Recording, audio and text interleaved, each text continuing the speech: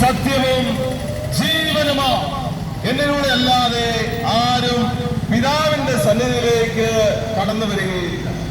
ഈശോ വീണ്ടും പറയുന്നു, നിങ്ങളുടെ ഹൃദയം അസ്വസ്ഥമാകേണ്ട, ദൈവത്തിൽ വിശ്വസിക്കുവിൻ, എന്നിലും വിശ്വസിക്കുവിൻ. എന്റെ പിതാവിന്റെ ഭവനത്തിൽ അനേകം വാസസ്ഥലങ്ങളുണ്ട്. ഇല്ലായിരുന്നെങ്കിൽ നിങ്ങൾക്ക് സ്ഥലമൊരുക്കാൻ പോകുന്നുവെന്ന് ഞാൻ നിങ്ങളോട് പറയുമായിരുന്നു. ഞാൻ പോയി നിങ്ങൾക്ക് സ്ഥലമൊരുക്കി കഴിയുമ്പോൾ ഞാൻ ആയിരിക്കുന്നിടത്ത് നിങ്ങളും ആയിരിക്കേണ്ടതിന് ഞാൻ വീണ്ടും വന്ന് നിങ്ങളെയും കൂട്ടിക്കൊണ്ടുപോകും.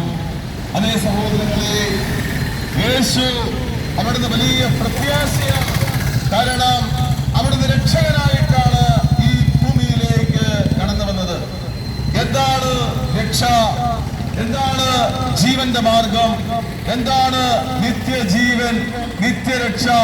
സഹോദരങ്ങളെ, നമ്മുടെ ജീവിതത്തിന്റെ ഏറ്റവും പരമപ്രധാനമായ ഈ കാര്യങ്ങളെ കുറിച്ചാണ് യേശുവിന്റെ നാമത്തിൽ ഞങ്ങൾ നിങ്ങളോട് പങ്കുവയ്ക്കുവാൻ